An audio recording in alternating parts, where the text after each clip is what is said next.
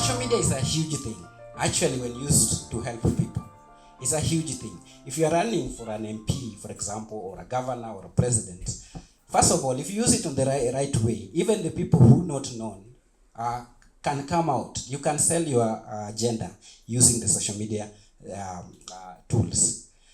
The question is, how do we promote that? Because what happened is the bloggers and content creators have allowed politicians to use us as a tool to beat the opponent. Most things that people are saying online are not their own thinking. They are told. They are given scripts.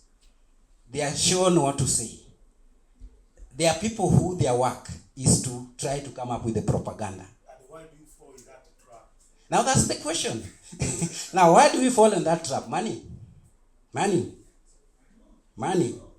Yes. Yes, money. I know you will sit there and say, wow. But the reality is, most people who go online, in most cases, they are jobless. Okay? And you people who own companies or organizations will not even say, okay, can I go and advertise on your page? No. So they end up with a cheaper way to get that money, which is politicians. Yeah? That politician. And even listen, you look at it, anybody who loses their job, even a governor loses his job and they become bloggers. Any jobless person become bloggers, content creators. Sonko loses the job, now he's a content creator. And look at it this way. Most people say things which most of the time are true actually.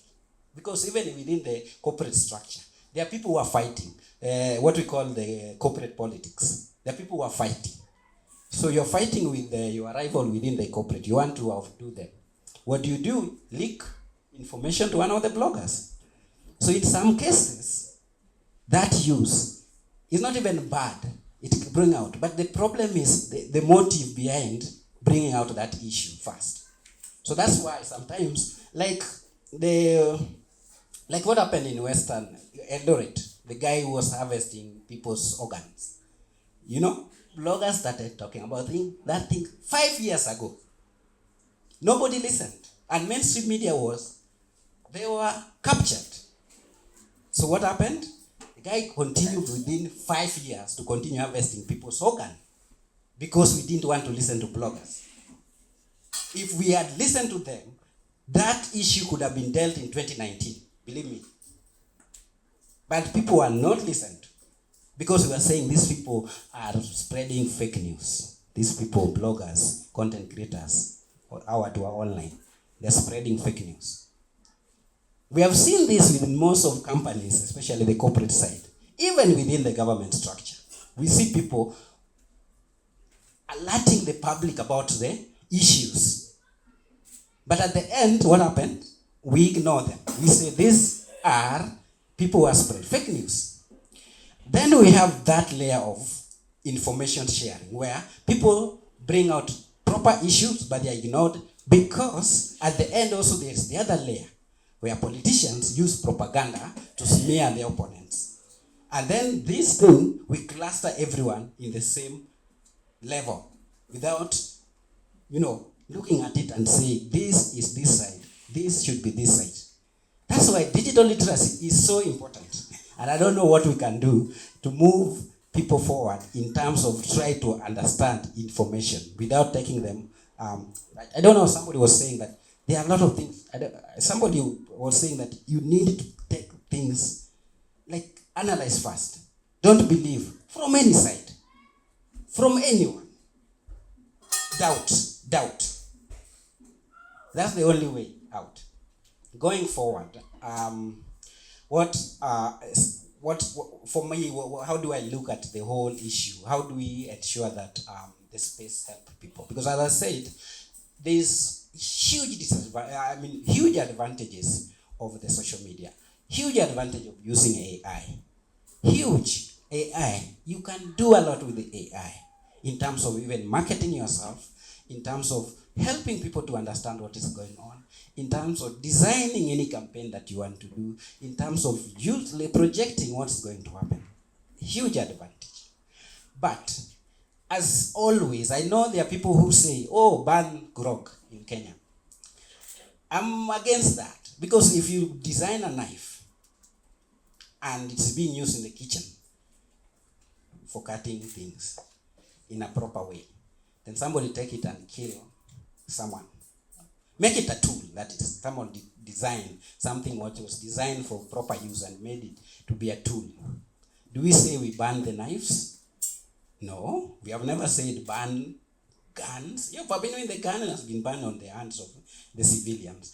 But there are tools like knife, djembe, rungu. They are things that are designed, or panga. They are things that were designed to do something. But somebody, somewhere, can use them to do the bad things. We have never advocated for blanket ban of those tools. That's the reason why I tell people, especially within the CSO space, that advocating for a piece of technology to be banned because somebody somewhere used it badly, that's not the best way. That's not the best way to go about it. Let's think deeper on what we can do, but not say ban grog because some people use it badly. We should not do that. We should look at how do we ensure that we don't ban things blanket. We don't advocate for blanket ban because the CSO's voices are very strong, and I've seen that most of restrictions we get is usually coming in because CSOs have been co-opted. The media has been co-opted by the political class, and because the CSOs see something wrong, and then they get co-opted. Then at the end, before they realize that what they're advocating for is the wrong side of things, the government has taken 10 steps. And now, you're fighting. How do we go back? How do we go back to, again you are fighting, but you are co-opted to give your voices. For now, we are, for example, there are many CSOs that involved in designing the Kenyan AI policy. Yeah? If you have that banning mentality to go with, then you are not helping because actually the people you're dealing with have that mentality. So we have a group of people that are thinking on the same side, that the technology need to be banned. That is the solution. Yeah? And I've seen that. So that's why I'm talking about it. That we need to think deeper in terms of how do you deal with the technology that some people are misusing. Because this is what also happened with the social media. It's a good technology, it's a good thing, but because some people at the time that the Computer Misuse and Cybercrime Act was being designed, there are people within even CSOs that felt that, yeah, there are some people within the space that need to be dealt with. Now, when you have that kind of thinking, then you give an ammunition to the people who have the power to really do whatever they want. So we have to be in a situation where we think deeper before being co-opted in a spaces where we actually being led to give credence to something that people have already decided how they want it to look like, if you are not careful. Actually, to start off, I think when you talk about the motivation for information disorder, especially in the digital spaces, I think we are falling into the trap that the government is building a narrative that all bloggers, all vloggers care about money. And if you look at the push for a lot of engagement with tech platforms, it's usually around creative economy. And it's usually a very good dangling carrot. But I think information disorder is pushed by very strong social, belief, more than money. I think the 527 bob that people are paid are just an icing on the cake. If you look at propaganda, if you look at information disorder, right from the Hitler time all the way to the digital, the digital era, you'll realize it's deep social beliefs that people have. It's the belief that Somalis don't belong to Kenya. It's the belief that gay people are sick. It's the belief that feminism is nonsense. It's the belief that Kikuyu owns Nairobi. It's the belief that Hutu and Tutsi one group is cockroaches. It's the belief that Palestine don't belong to the Western Bank and things like that. It's not really the money. That's usually icing on the cake, and that's what I believe. So I think as bloggers, as people who are using social media platform, we need to retrospect and look at our biases when you're going into these spaces. One of the biggest propagandists during the last election was my grandmother. my grandmother believed that Ruto was appointed by God na akapakwa mafuta, and that Raila is a mganga. That's what my grandmother used to believe. And I remember going to Shags. At some point, we were not in good terms because she couldn't listen to me at all. So no one was giving her 527 book, but she really strongly believed in that. So I just wanted to make that comment around finances. And then the other thing that I wanted to mention is, oftentimes when we're talking about democracy, freedom of expression in the digital era, we hold governments accountable. We try to hold ourselves accountable, asking ourselves questions, what we are doing. We try to find other stakeholders around the table, but oftentimes we forget about platforms themselves. So the way platforms are built, they are not there to promote freedom of expression. They are there to make money, right? The richest person now is going to 700 trillion. He's about to do $1 billion, and that's what he's looking at. If you look at the style after buying X, what happened? Closing down on content moderation and things like that. And we've seen what is happening to Meta now. They're also moving away from, content moderators to moving to other styles of looking at harms in the space. So for sure, their business model in a way promotes information disorder, propaganda, and all these things that we see. So what do we have hope? When I was working with Article 19 and with some other organizations, we tried pushing to hold, and I'm glad that a number of organizations are doing it, hold big tech accountable. It's the war of Goliath versus David, for those who are Christians, or those who know the story, because these are moneyed people. They are ready to, it's not easy to take them down. But what can we do in our own small ways to hold them accountable? So it's something also to start thinking about what we can do. And it's been done in other jurisdictions. We've seen what is happening in the EU. We've seen what is happening in some states in the US. But also we've seen what has happened in South Africa. In Uganda, they have held Google accountable for data breaches. We are doing well in Kenya, trying to hold them around labor and tech, but also around poor content moderation. So we should always not forget that they also play a part even as we head towards the general election. What they're going to do is in the next few months, they will start coming around here. And I'm sorry to say this, one of the victims, I don't want to say, one of the gullible people who will go with this thing is the vloggers, the bloggers. They'll be taken to some nice places, they'll be given nice packages, they'll do reels and things like that with them. Let's when you get to those places, and it's not bad to get into those places, there are an opportunity to hold them accountable and ask them questions. Not just only about creating a common economy, but also about freedom of expression, democracy, and access to information. Now, to the questions that you asked me, and you just ambushed me. The fears during the electioneering period. I think, as you rightly put it, and after the Gen Z protest, we started doing work looking at just juxtaposing the voice of Gen Z and what that translates to the election. I want to see how many of us have registered as fresh voters. Just, I'm going with a lot of pride. Okay. How many of us, good, actually, let's clap. That's a good number.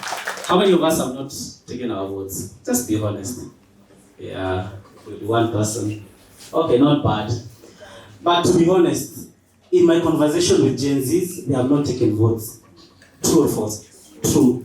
So it's not translating. The voice that we're seeing on social media, the numbers that we saw on the streets, are not translating into votes. And so that's one of my biggest fear. That even as we shout one term or two term, because for me it's not about who you support, it's you expressing your opinion.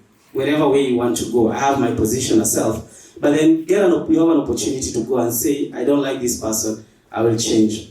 The other fear is we are focusing on one level. We are thinking about the presidency. And if you look at the constitution that we have, power has been very much devolved. and you're not thinking about the kind of MCAs you're voting for, or even putting ourselves out for those positions. We're not thinking about the members of parliament. We're not thinking about holding the governors, thinking about that. We should think about, you have 6 ballots, right? We should think about all these people, even as we scrutinize the top head. And then how does that intersect with the digital economy? I had one person introducing themselves and they said, the ballot is not working. How about we look for other way? How many of us think that's the way to go? Usiogope kama unataka tuende Burkina Faso way. Okay, you have a good number. I mean, that's one of the biggest concerns that we have at the moment in Africa. There is a lot of foreign information manipulation and interference. It's called filming, where a narrative is built to show you that it can work, so let's go that way. When you go and meet the people who've gone through war and things like that, and one of the people, I think people wonder why do, for example, Museveni get elected. If you look at Ugandans and you talk to them, especially the older generation, they'll tell you, we vote for peace over democracy. And there is a push by certain sectors, certain groups, in different ways and styles, to manipulate and to give false information of how things can be better if we go a certain way. I think we need to really look at that and see, do we need to go that way, or do we need to vote better people? Do we need to come out and vote, or do we need to decide to go to the military way or things like that? And I'm speaking from a point of information that, looking at research and papers like that, it's not the way to go. For me, is for us to register, to get our votes and go out. And then finally, the final thing is how we use our social media platforms from now going all the way to the electioneering period. At the moment, I think there are 2 things. One, there is a lot of information disorder flow in the information ecosystem, a lot of misinformation, disinformation, propaganda, and things like that. But on the other side, I'm seeing people say, I am a CAI, which I think is a good thing. I mean, people are starting to realize connected to AI, it might not be true. I hope the people in this room are the ones who say, I am a CAI, before they forward, before they push anything. About the upcoming elections, I think it's going to be a very defining moment for this country. Because if you get it wrong, our country will not be the same again forever. We have had very bad leadership in the last 15 years. It was Uhuru Kenyatta, then Ruto, reckless borrowing that has driven this country to debt, and nepotism and state capture. And they haven't been addressed.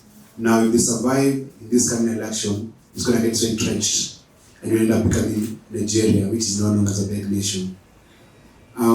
What I think we need to fight as a country is the feeling of hopelessness, the feeling that the election has been won and that they're going to win this election. It's a lie.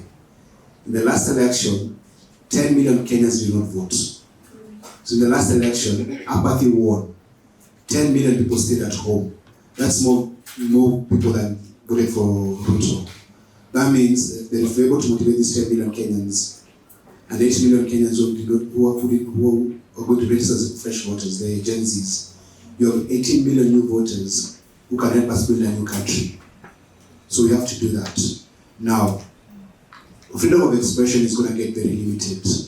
I have about 2 million followers on X, and when I do a post, I did a post about Rex Masai's birthday yesterday, it has 6,000 reach. So they're suppressing keywords, that's the government.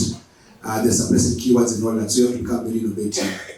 I believe there's going to be an effort to try and muzzle TikTok, because that's where young kids are, and videos go faster than words.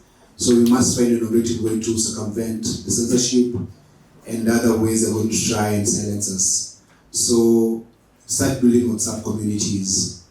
So like you among your friends, your schoolmates, your community, just build WhatsApp communities. So if you're planning to run for office or organize in your community, think more offline, think more WhatsApp, and then start ecclesia. Ecclesia is like a gathering. That's the original word of the church. Start doing physical gatherings. I know that social media is key and people love social media, but you need to put boots on the ground. And the only way you can be able to do that is build a community. So try and find ways to move your online community to become an offline community. Whether it's a monthly hike, a monthly walk, a monthly cleanup, or once every 2 weeks meet for coffee, build that community, because at the end of the day, that community is what is going to sustain you when the dark times come here. The government is very keen on introducing violence and goons into the electoral process.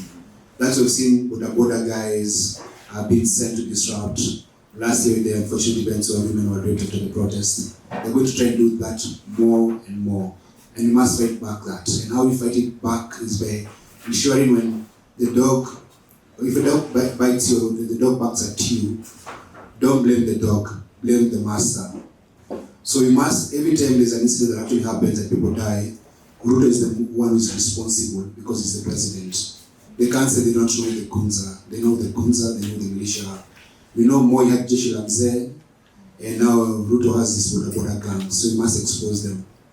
But whatever you do, don't let them steal your joy, don't let them steal your hope. Because they want you to be sad, they want you to be depressed, they want you to be defeated. Do not allow yourself to get into that space. So as much as you're fighting for a better Kenya, protect your righteous mind. Protect it at any cost. What doesn't give you joy, what doesn't give you peace, just avoid it. If it's too much, withdraw, retreat kidogo, go do what makes you fun, come back. Because this struggle is not an event. Even the day you die, the struggle will continue. So don't let yourself be killed or to die out of exhaustion and depression and pain and hurt because you could not take a rest. It takes courage to fight for another country, but it also takes courage to rest. Afrika moja, Afrika huru, Afrika huru, Afrika ya jamaa, Amandla, awetu. Amandla. I had to say that because we have South African colleagues who we came with.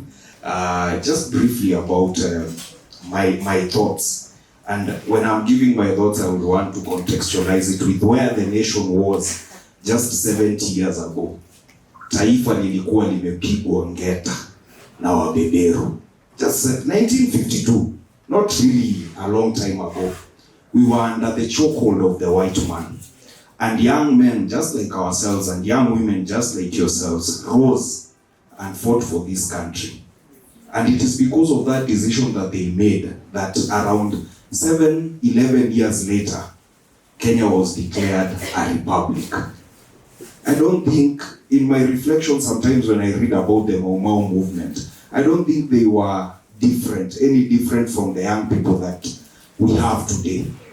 Dedan Kimathi was no different.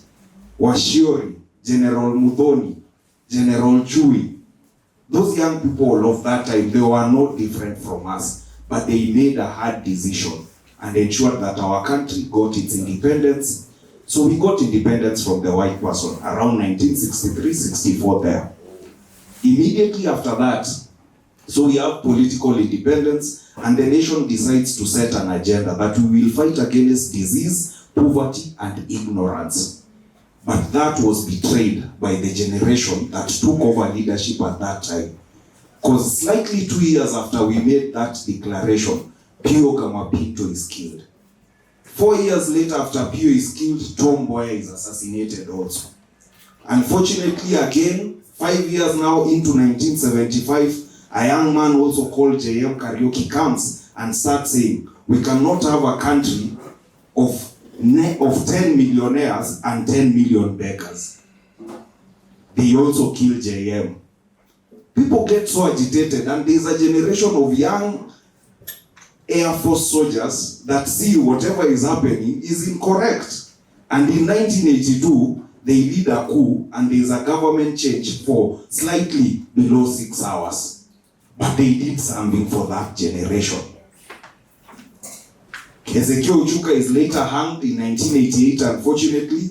But then another generation comes up of Akina Raila Amolo Odinga, of Akina Gitobu Imanyara, of Akina James Orengo. And they say, no, we must put an end to this thing.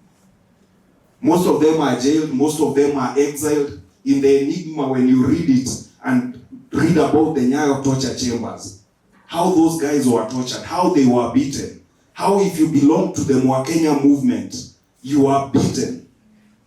Raila enumerates, and in one of his speeches he actually says, tears of the struggle still fall from my eyes. That was just in 2022. And the marks of the struggle are still with me because they are signified by the tears that never cease to fall from my eyes. And then he wipes his eyes with a handkerchief as he's saying that. In part of the Enigma, he says he was beaten by a broken wood and he was stiff. They thought he was dead, but he didn't die. Then 1992, they reintroduced multi-party politics. That generation then did what it was supposed to do.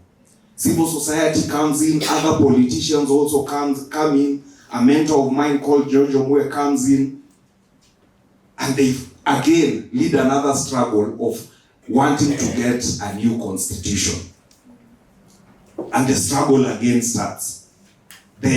I think most of us, for those of us that were not here, I know my sister was not there. In 2002, those of us that were old enough, Moduri probably, we saw it.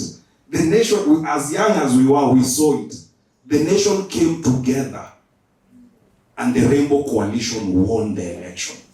Oh, what hope. In 100 days, we were promised a new constitution. Unfortunately, within 100 days, there were cracks in the coalition government. Then that took us to now 205, the referendum happens, it doesn't succeed. Takes us to 207, inchi ikatanda giza. We turned against each other. We slaughtered each other. We forgot we are neighbors. We forgot we are friends. And we slaughtered each other in this country. It took Kofi Annan and Grasa Machel to come and bring this country back together. But we were able to do it and we rose. In 2010, we promulgated the 2010 Constitution. Oh, such hope again. It's unfortunate that the people we gave the powers to preside over the 2010 Constitution are the very same people that were against it when we were trying to promulgate it. My thoughts on the 2010 and on the upcoming 2027 general elections. I want to infer from The Trouble with Nigeria by Chinua Achebe, and I think he would have said the trouble with Africa. And he says, the trouble with Nigeria, and I say, the trouble with Kenya is not our climate, it is not our rains, it is not the wind, it is not the people. It is squarely and solely a question of leadership.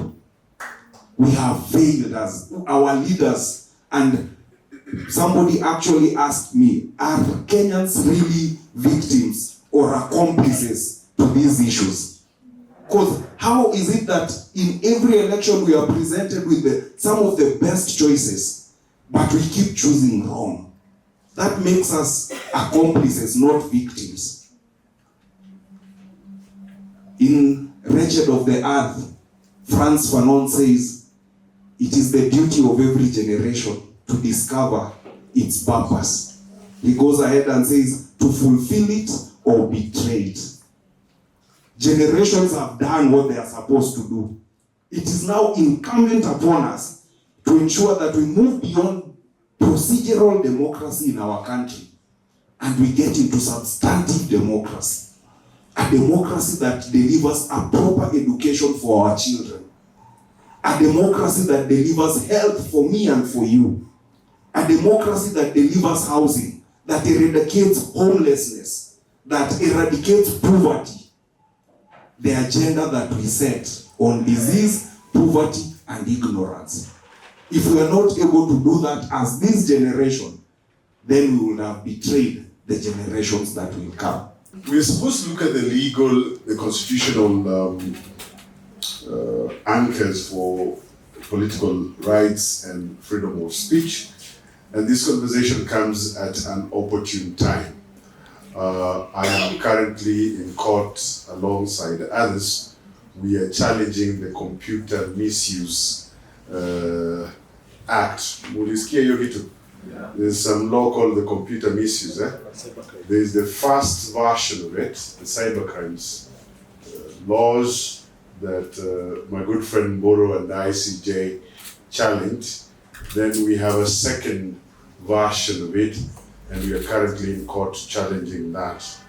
Now, in terms of you, the ordinary citizens, where are your rights anchored in terms of the Constitution, freedom of expression, your freedoms as a citizen to partake in politics and political affairs of this country?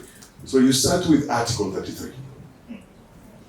And Article 33 is one of the most important and one of the most salient provisions of the Constitution, and it's unique in its declaration in the Constitution, because Article 33 has a character. It has what we call the minimum core elements at Article 33(1). Then the same Article 3 has what we call the proscriptions, what you will not be protected from if you engage in terms of your freedoms of expression. That is contained in 33(2).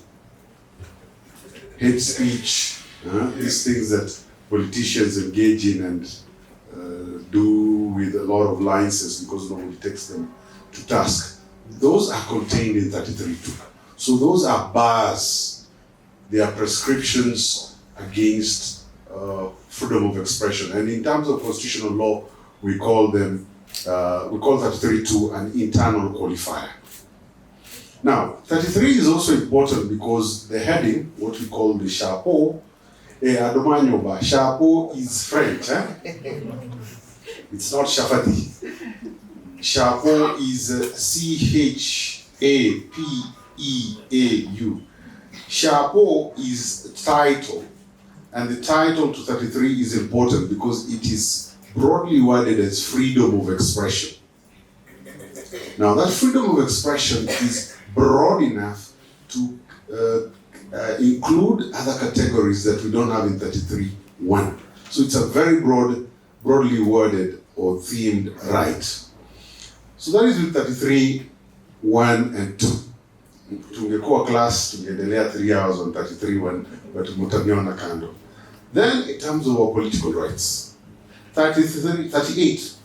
Article 38 gives us the rights to partake in our political affairs in terms of organization, making political choices, campaigns, and all that it entails with giving the citizen alternative choices in terms of political party. So that it asks a lot of questions. When we see my good friend, the senator for Nairobi, and my student Babu Wino go to rallies and they cannot hold their rallies in peace because somebody thinks that the only way to be politically safe in this country is to do what? Is to say two-term. Or to say ODM, you heard your story, ODM, we want power. That when you say that, that is the only license for you to be safe in terms of politics in this country. Makosa. Article 38 accommodates everybody. Then we have another important provision, which is Article 24.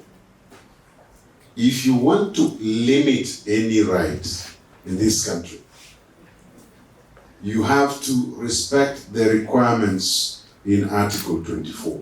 And the restrictions in Article 24 require that any restriction has to be under the law, it has to be lawful, it has to be clear, it has to be reasonable and justifiable, it has to be proportionate, it has to be necessary.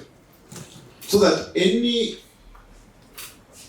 restrictions to either the election, the political rights in Article 38 and freedom of expression in 33 must broadly respect the provisions of Article 24. Now, I started by speaking about the Computer Cybercrimes Act that we are challenging in court, and we are going to give it a big fight. We are going to do our best. Pray for us. I think you're in the same WhatsApp space with these fine Kenyans. We will share with you the date so that when we are in court, people come in and see what is happening in court. We need that amplified so that if the judiciary messes the country, you will pick it out, and we will call the judiciary out. Number one, we are challenging the Cybercrimes Act, number one, for being overly broad. The restrictions there are vague, they are overly broad. And that is usually deliberate with despots and dictators. They will couch restrictions in very broad language so that they capture everything. So you find genuine speech, and these brothers, vloggers, or was it the brother before? Vloggers and bloggers. Ukiweka picha ya mtu or an image of somebody kwa mtandao akiwa amewekwa kwenye jeneza inakuwa makosa, si ndio? Unaambiwa hiyo ni you are causing treason. Sasa zile Kenyans are being attacked on the streets, hakunaga polisi wa kusaidia, si ndio? But when we mention certain names, people all of a sudden police na DCI yako kwa mlango wako, si ndio? Overly broad restrictions so that you can deploy heavy police presence to your advantage. Now, the laws are usually applied selectively. Wanasiasa wa mrengo fulani watatukanana, waseme vile wanataka. Juzi nilisikia mwingine, sijui kama hata alimaliza class 8, anatukana mtu na matusi, maneno makubwa. You try that on your social media space. Utashikwa alafu upelekwe on the basis of the Computer Crimes Act, si ndio? Selective application. Some people can insult others, tutafunga macho, si ndio? Lakini wengine wakiongea, Rigathi Gachagua wakiongea, hiyo nayo inakuwa makosa, si ndio? Public order. Tunaambiwa, you are not going to go for rallies because of public order. You are not going to be tweeting, you are not going to be saying certain things because of what? Public order. We always tell them nonsense upon stilts and we go to court. Speech is penalized. And speech is penalized despite the constitutional provisions, despite such speech not being harmful. We had this young man who, Dan Sanomari, my friend, is claiming 200 million on behalf. What was his mistake? He had a jeneza. So, Mobili is also facing the same because of jeneza. Yeah? That is how these despot regimes work. Criminal sanctions are used where we can use civil sanctions. So unaona mtu ati umeshikwa ati you insulted the president. You insulted the president's daughter. So tuliona mtu akishikwa. Halafu the benevolent Christians that they are, we have forgiven you.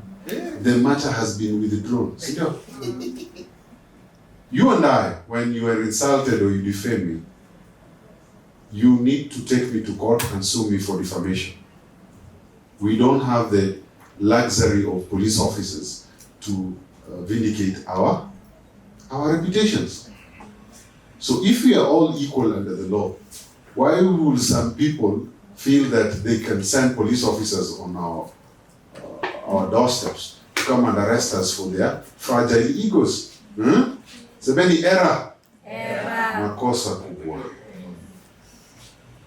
Restrictions in terms of voters and the voting processes, these ones are a problem. Restrictions in terms of political debate and political activity. We have done our bit here, but the restrictions are seeping in through the cyber sphere, because there's a lot that is happening there in terms of restrictions. Bonnie, my brother and friend, was telling you about his tweets and his posts being zinabanwa. That is what they can do safely without inviting us to go to court and without inviting the wrath of Kenyans. It's more pronounced in other countries. You saw what happened in Uganda and Tanzania. Yes. Some people wish they can do it here, and they're slowly trying to do it. So if we don't keep our eyes on the ball, we will see those kind of practices seeping in here, whereby you cannot campaign in certain places, you cannot hold campaign rallies, you cannot peacefully engage and give alternatives. Makosa. Now, we also have measures that are usually put in place to discourage participation in democratic processes, and those measures are usually done by the bureaucracies. Kuna kaofisi hapa kanaitwa sijui Register of Political Parties. That has been a culprit in terms of misuse of authority. Kuna hii nyingine, inaitwaje? IBC, another culprit. The Office of Inspector General and the Police General, whereby administrative measures are put in place to disadvantage certain politicians. So for example, na sisi sio wajinga. Sisi ndio sisi. The other day, ODM Ng'o is somewhere in Siaya. Sindio? Holding what they are calling Linda, no? Linda nini? No, ODM Ng'o ni Linda ground. No, Linda the ground gani wanalinda. So ODM Ng'o is holding the rally somewhere in Siaya. Muliona polisi, muliona vurugu? Hakuna. But all of a sudden when Sifuna starts speaking in Kakamega, kuna tear gas. Sindio? Na kuna goons. Goons waiting for them, including somewhere in Kisumu. Sindio? Yeah. And mimi na wewe as citizens, do we have access to handcuffs and tear gas? Yeah.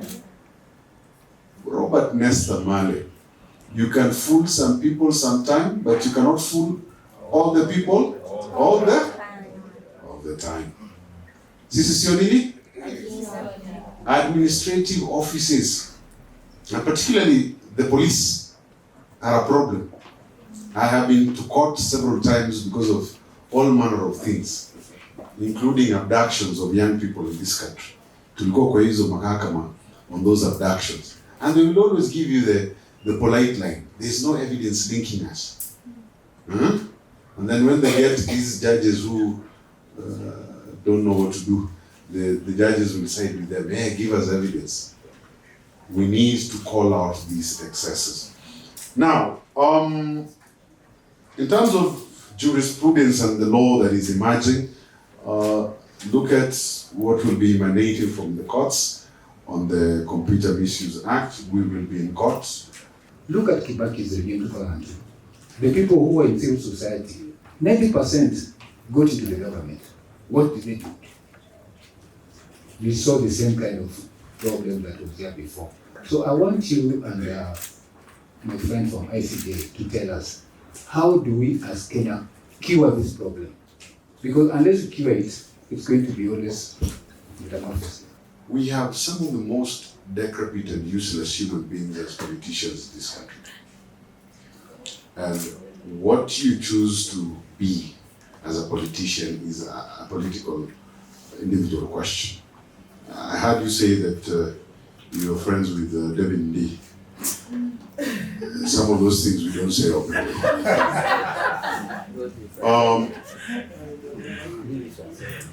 I want to refer to my friend James Agribobo, Governor Siaya. He's been in government for some while, but he's always consistent. We have a couple of politicians who have chosen principle over profit. But there's something uniquely different with your Kenyan politicians. And I usually tell them this to their face. They don't like it, but I tell them to their face. When they get into Bunge or these political offices, the requirement is usually you remove your brains and leave them out the door. We were supposed to cure this with Chapter 6. Chapter 6 was supposed to cure the harlotry and the diseased nature of our politics. Unfortunately, Chapter 6 is usually, the nature of Chapter 6, political morality, is usually enforced through the courts and through political action. Your stupid politicians will not create a culture to maintain Chapter 6. The judiciary has also let us down in terms of enforcing Chapter 6. Chapter 6 is enforced once in a while and not as robustly as we want. So what we will do is, and using what we have, myself, Mboro here, and those who go to court, we will try using the court to enforce Chapter 6. Comrade leader, immediately after Gedhu, Muigai Prof left the AG's office, there's an interview he did. And part of the interview, the question he was asked, it's what you just asked. What happened? There was a time you were a government critic. What happened? And Gedhu responds and says, in a witty way, you don't shout at power, you whisper to it. And he says there are things he tried to move while inside government, and he realized the more I shout, the more these people are not listening. But that was Gedhu, and he did what he did. So he says, I had to get a different approach with the president, then Uhuru Kenyatta, and just whisper things in his ear slowly and slowly. Sometimes power, the way it's modeled, sometimes decides to ignore those of us that shout.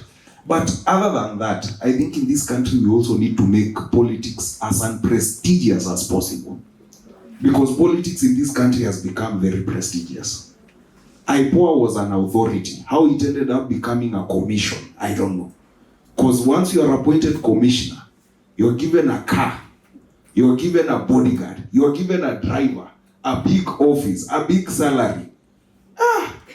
Human nature then kicks in. You become comfortable. You get into the office, the first thing you see, the Standard, the Daily Nation, Taifa Leo. You forget what it is to be in traffic. So we need to make politics in this country as unprestigious. I have two questions. One is, what is the difference between freedom of expression and the hate of speech? Second is, in what way can freedom of expression strengthen democracy? The difference between freedom of expression and hate speech. Freedom of expression is your capacity as a human being. It's a dignity question for you to express yourself, to say what you want, so long as you say it within the justifiable limits. So, for example, the reason why freedom of expression is important is for this particular arrangement we have here. We are able to share, we are able to analyze, we are able to speak freely. Without that freedom of expression, hakuna kitu yote ingefanyika hapa. We will have been probably arrested, we will have probably be languishing in some jails because we cannot share, we cannot criticize, we cannot ask questions. Freedom of expression is good and also important for those doing their work like journalists. The sister who asked the question, you saw this scandal with, is it Atlanta? 11 point what? 11 billion has disappeared. And we need to ask those questions. So without freedom of expression, those kind of questions cannot be asked. And we usually follow from behind the scenes as LSK, so that when they go out to the streets to demonstrate and do their thing, and the government tries what they normally try, we always mobilize as lawyers to get people out. We've been doing it with civil society, we do it with lawyers, I mean not lawyers, but doctors, and every person that needs to be freed. I can assure you that we will continue doing that, because that freedom is important. Now, hate speech and all those other categories that are prescribed under 33(2), those are harmful because they can create problems. We have the story of Rwanda, the story of the Radio Mille Collines, the story of 1,000 Hills, whereby people go to radio, people go to media and spew hatred. And that kind of hatred and that kind of toxic language, that led to the problem in Rwanda, led to the problem in Yugoslavia, okay? In 2007, what led to the problem?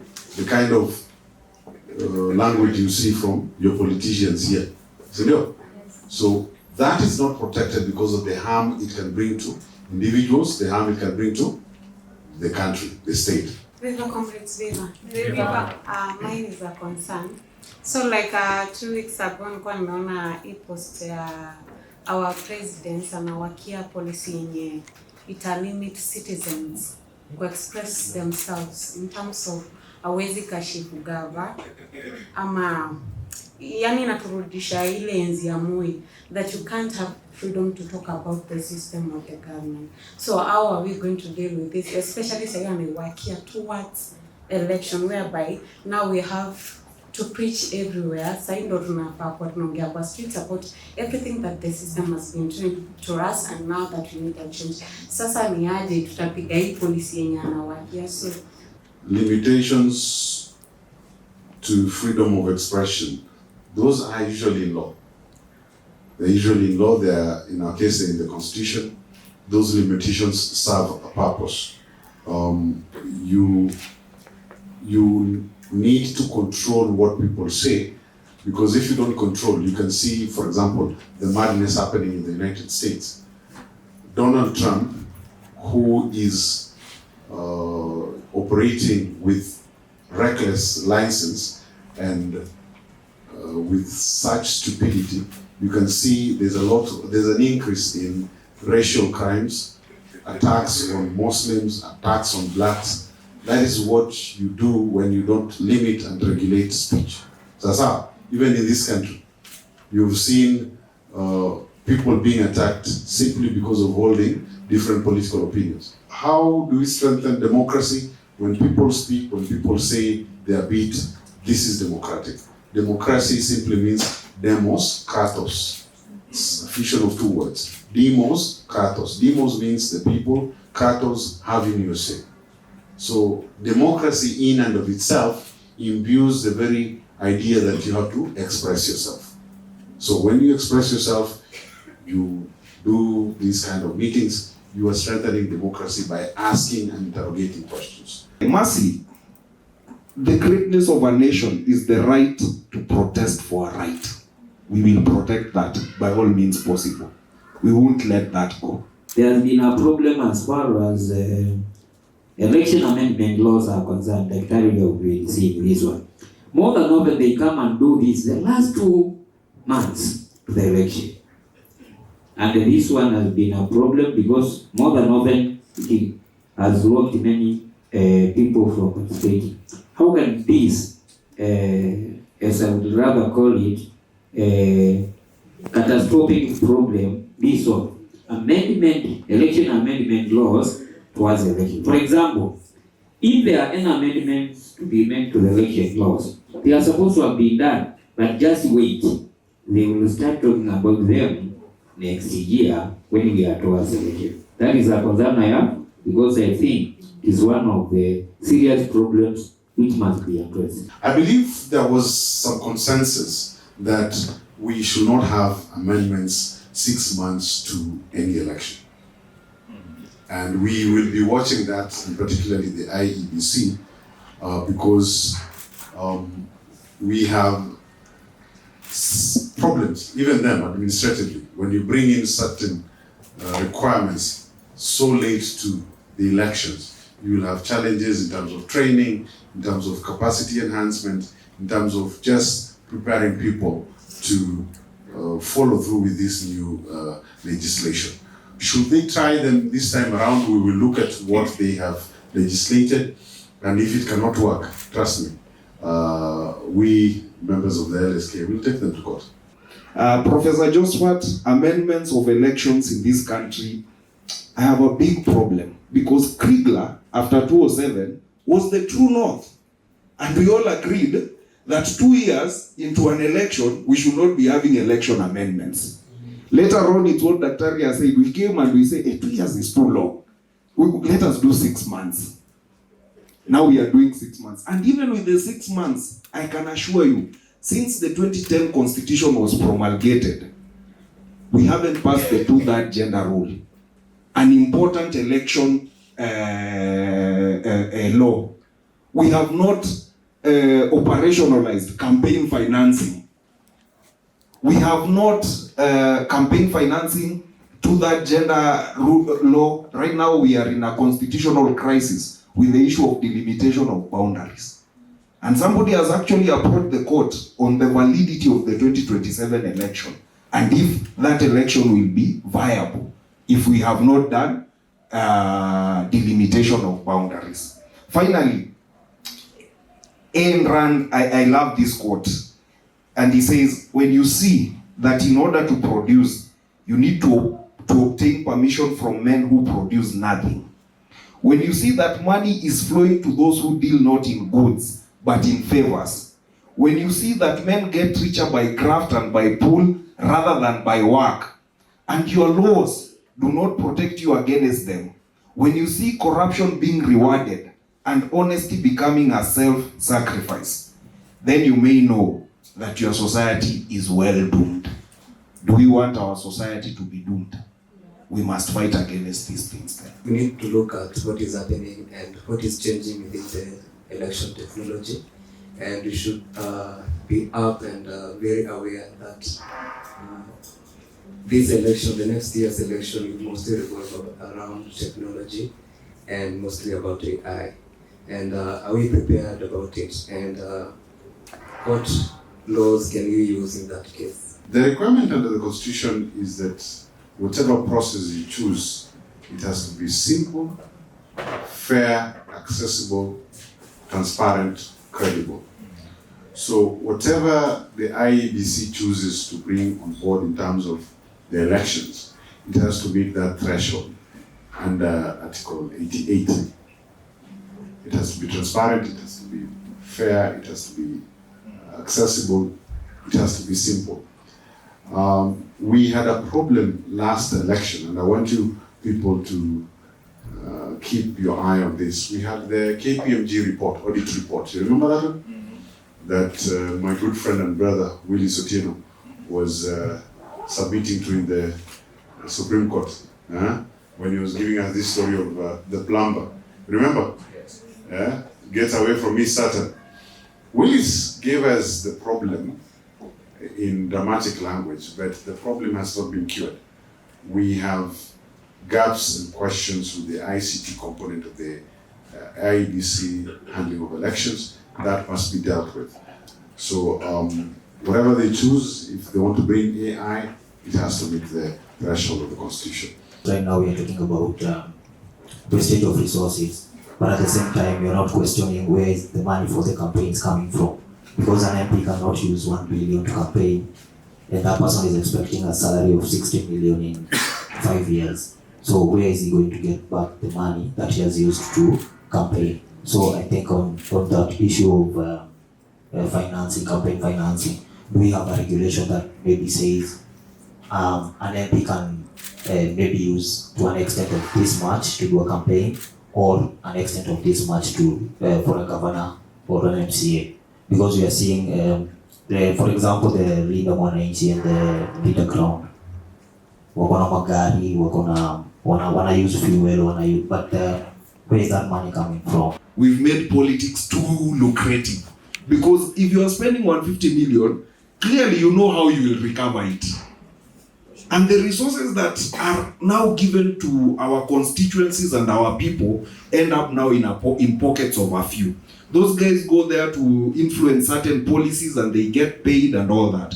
So campaign financing regulations are there to limit the amount that is being spent by politicians and ensure that people actually get to listen to the agenda of the person that is running. So unfortunately, in 2016 when the act was passed, it was supposed to guide our 2017 elections. And then the MPs came and said, but we don't have regulations to enact this act. So we cannot, it is operationalized, but it will be on hold. So let us hold it.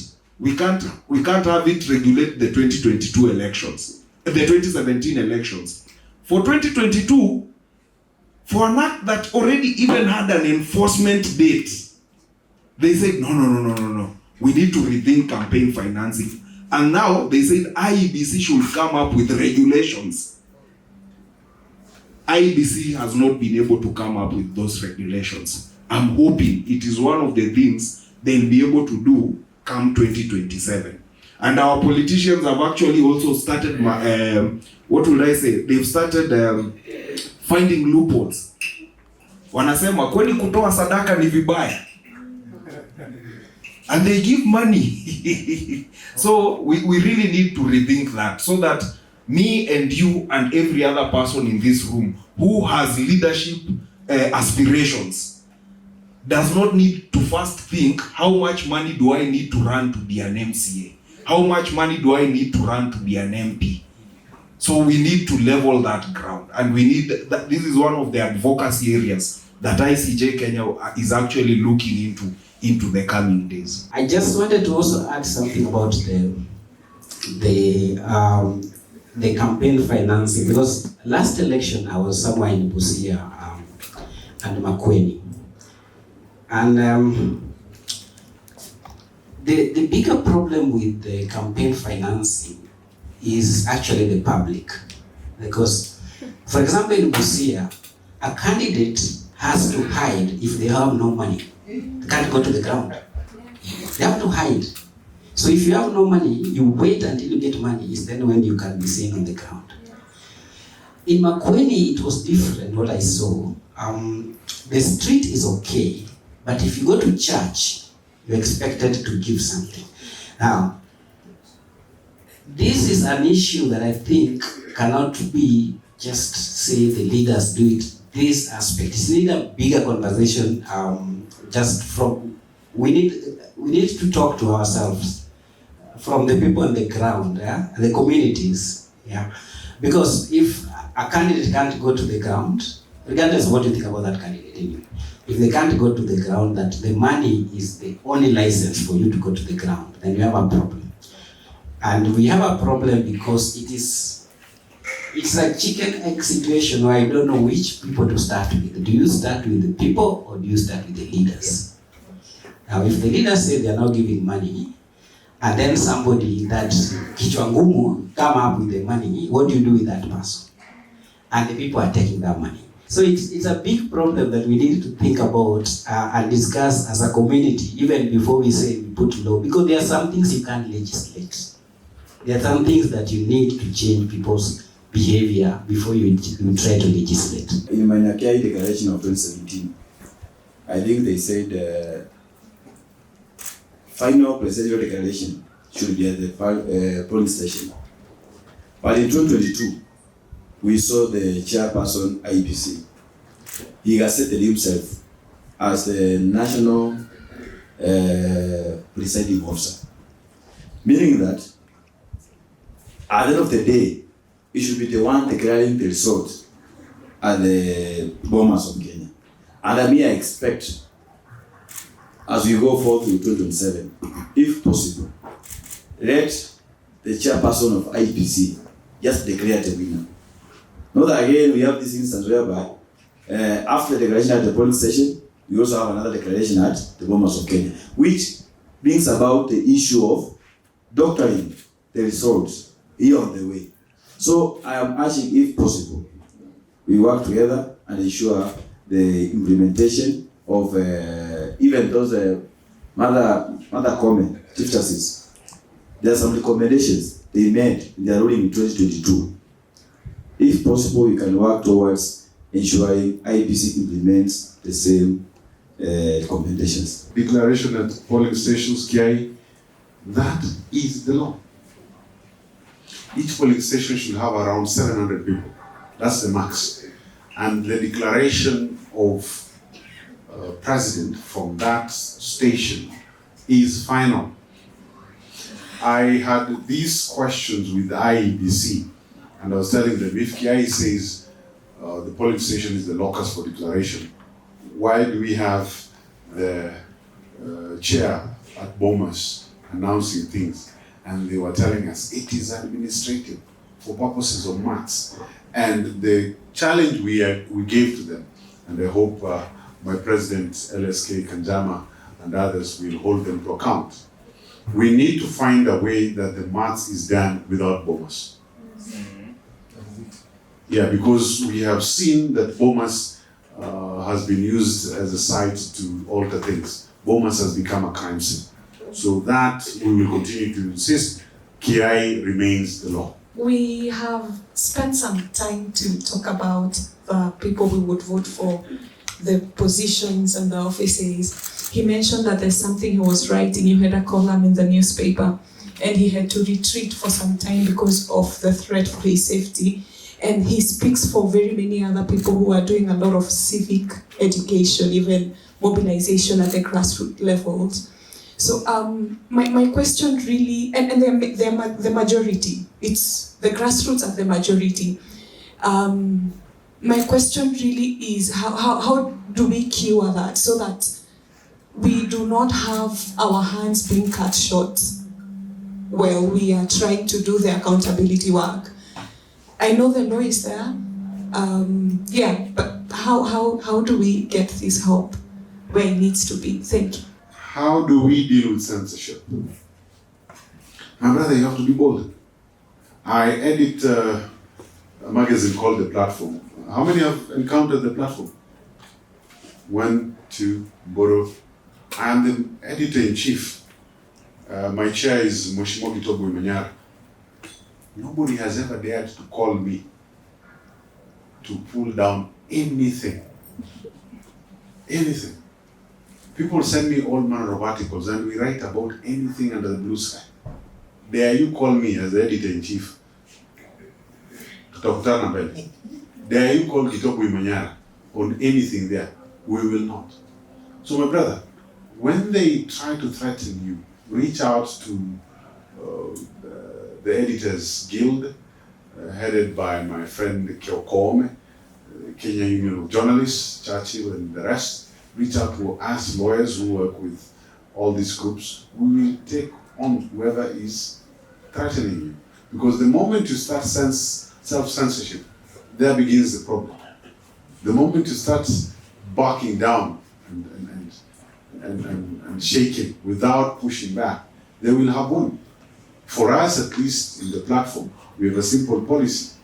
You do not dare threaten us, you do not dare call us on anything. We will publish kama upendi, meza wembe. My question is, we've seen a repeat of internet shutdowns, media bans, and threats by people who like speak out. So, and it's not only in Kenya, even in Israel. And this mostly happens in politically charged events. So now that we're heading in the election period, how are we going to differentiate between policies that are in the public interest and digital authoritarianism? Internet shutdown, media bans. I can tell you, they have started on this. You remember last year during some protests, the quote unquote, the Communication Authority of Kenya, quote unquote, banned live coverage. And that was reversed by the end of the day, around 6 o'clock. So nakumbuka, I can speak authoritatively because I was involved. So you do it, tuko tayari mahakamani. You do it as Director General CA, we will sue you as an individual. So some of us who are lawyers, we will do what we can with what we know. What we know is the law and the constitution. So Mburu akinipigia simu saa moja usiku saa 12 jioni, we always do what we must do using what we have. And that I can assure you will not change. Sasa, so hizo media bans na nini, even the media themselves, friends in the media, will not accept it. Because like the last time they tried to ban it, ban live coverage, we spoke to a number of them and they were pushing back. So hakuna kuogopa. Alutang'oa, continue. ICJ and Access now went to court, and at least the court declared it's unconstitutional to do an internet shutdown. Unfortunately, internet shutdown manifests in different ways, not the only total shutdown that we see. Bonnie talked about, restriction of how people you access. There is the shadow banning.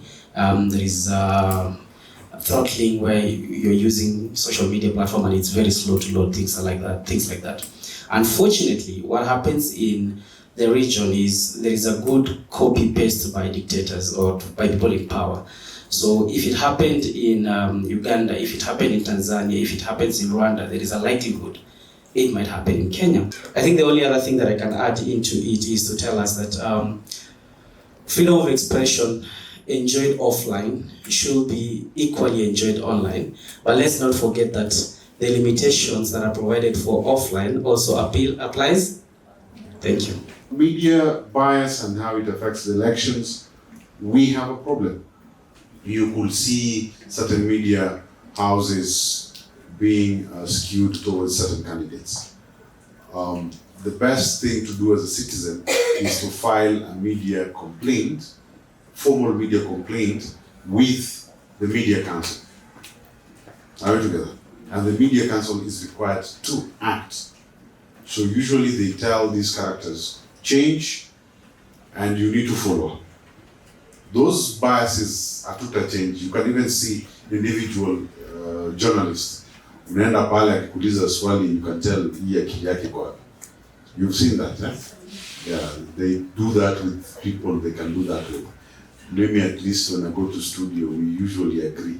This is what you're going to ask me. I'm not doing politics, and they know who to push. But in the event you see kuna hiyo skewed whatever, make your complaint to the media council. Media council, if it does not act, tunaenda kwa swimming pool yetu, which is the court. Uko tunajuaga watu.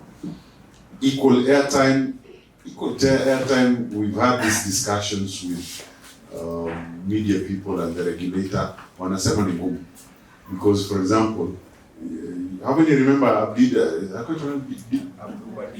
Badida? Always patia Duba 2 hours and he's facing watu wa tuta. Itakuwa shida. So you will probably want to split the screen, umpatie kayata kidogo, because if you don't ukiconcentrate naye hapo, utata switch to your opponent. They want to see what they, na Kenya pia tuna shida zetu. Ukipatia Duba hapo or somebody who sounds a little bit sober, wataenda kwa wajinga wao kawaida. So that is a tricky question, but the requirement according to the law is fairness. Fairness. So how they get to fairness, that's a question they usually have with the political parties. I don't see a problem with a media station deciding we are for this candidate. Because when you watch the American elections, you will clearly tell CNN is for the Democrats, Fox is for the conservatives. So I really don't see a problem, but we might need regulation in that area where media stations, because even in the just concluded election, what you're saying, this thing of dividing the screen into 4 screens, and then there's one candidate here, another candidate there, so that we give them airtime. This thing of depending on the TV station you are watching, then you know who is winning. Let us be serious. Because and people might be afraid to say this, but Citizen was always for Raila. We all knew that. So why don't we just allow them to come out and say, we are going to support the candidature of this person? So I think we might need regulations later on to just do that. Candidates ama leaders wako allowed to block critics on their official social media. And then hiyo ingine nilikuwa nataka kujua, do you think our country Kenya iko ready go ama to look another way apart from the ballot way? Blocking critics on social media, we have been toying around with this thing, including with the Chief Justice. Chief Justice have blocked social media, you cannot comment Konani. And the question is, if you have your official page where you even host your public affairs, public work, can you really block people? So if I'm sufficiently inspired or somebody else takes it up, we will go to ask these questions. From where I come from, you cannot block critics from social media.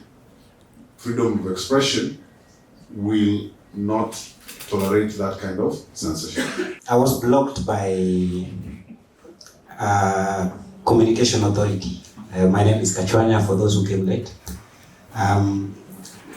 So when I was blocked, at the time they were talking about this the Wi-Fi, the free Wi-Fi that the Minister Walo was launching all over the country. and their marketing was that it's safe, and like you need to connect to the free Wi-Fi and do your things, it's safe. But I told them that generally free Wi-Fi is not safe. So then we wrote a letter to them and we wanted to go to court. So when they say we're going to go to court, they quickly wrote a letter saying I'm already being unblocked, all that stuff. So they denied me a chance to litigate that issue properly. I wish it had gone to court and then it came out properly that, yeah, because at the moment they can do it and then later on they unblock.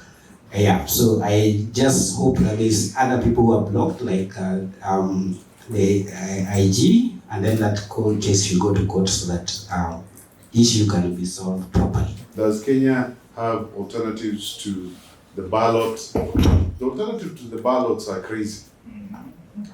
And whereas we are complaining here with everything here, we have zile ngumu, be in alternative countries and you'll see the problems we have. I was in some country in West Africa whereby people are coming to speak to us, telling us about their challenges in terms of their constitutional processes and democracy. Akitoka pale, ameokotwa, they are being arrested for just speaking to us. People come to the room, they are chaperoned.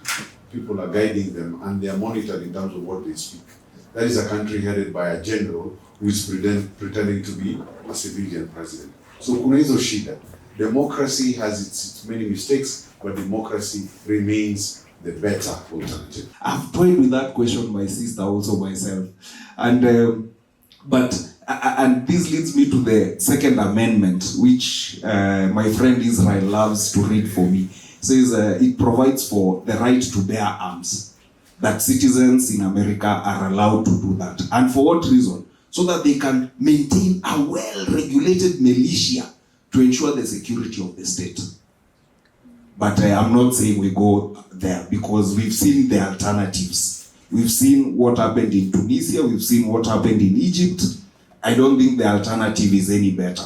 And just to conclude that, I think Article 3 of our Kenyan Constitution talks about the defense of this Constitution, that it is the duty of every person to 1, respect, 2, protect, 3, defend the Constitution. And then sub-article 2 says we should not try to establish government in any other form except what has now been prescribed in our Constitution. And being a stickler to the Constitution, I think I really want to agree with Article 3 of the Constitution. Because when we go the militia way, the unregulated way, we won't remain safe in this country.